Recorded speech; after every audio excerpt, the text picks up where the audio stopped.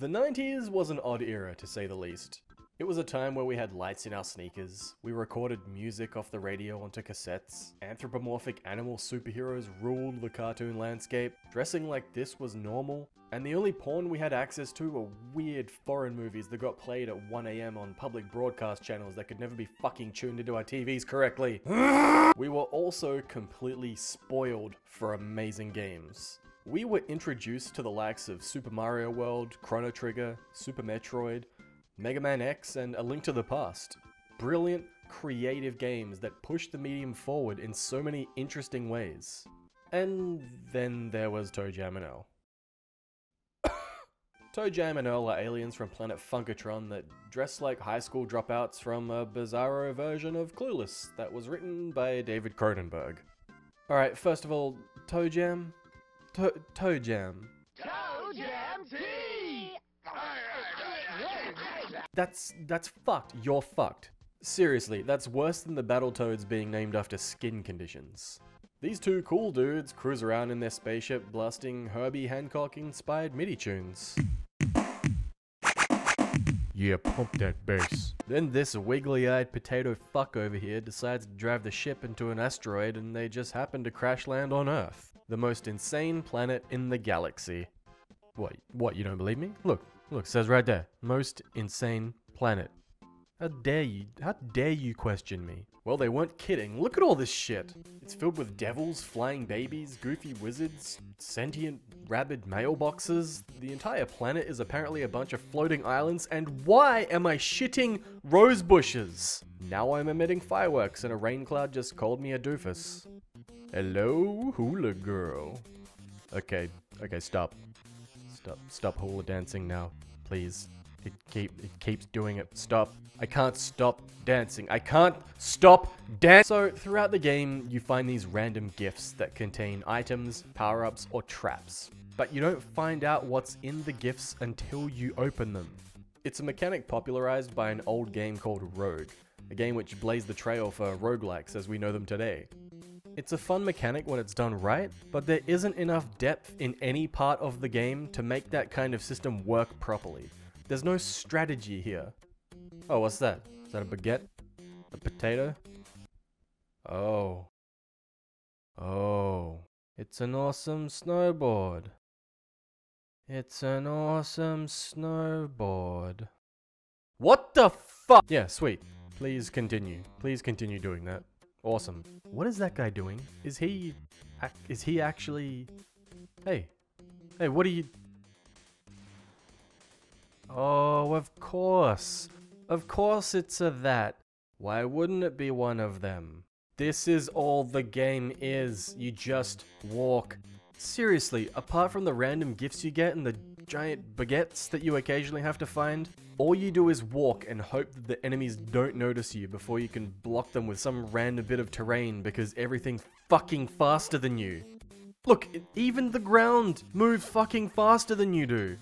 And even when you manage to make it a decent way into the level, there's just segments that lock you into these loops where you can't move or respond at all. This is bullshit. This is bullshit.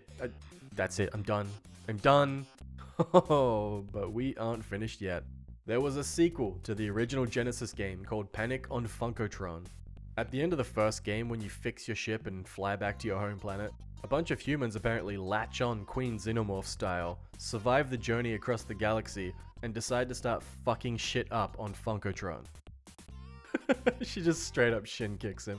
So ToeJam's like, oh, listen, I've got the perfect plan. We shake humans out of trees, hunt them down, trap them in tiny little jars like bonsai kittens, put them in a giant sack, and then shoot them into space. And Earl's just like, whatever, man, I don't give a fuck. So you just stroll along. Oh, I got 10 funk. What is 10 fucking hell? What is that? What is that? I don't even. Did it just fucking wink at me? Tumor-ridden blobs aside, the sequel is a run-of-the-mill 90s platformer. If you've played one, you've played them all. They've got awful controls, a couple of gimmicks that add nothing to the core gameplay. You collect points, find secrets, and progress to the next level ad nauseum. So that's it, right? 2 mediocre games in the series was surely enough. No. There was a third game, released on the original Xbox, subtitled Mission to Earth. which ultimately sealed the doom of the studio responsible for all 3 games. How did it do this, you might be asking? Well, why don't I just show you the opening clip to the game? We got to do this right. Now point it over here, alright? Alright? Now, greetings and various apropos felicitations. The name is ToeJam, or DJ TJ, you know what I'm saying?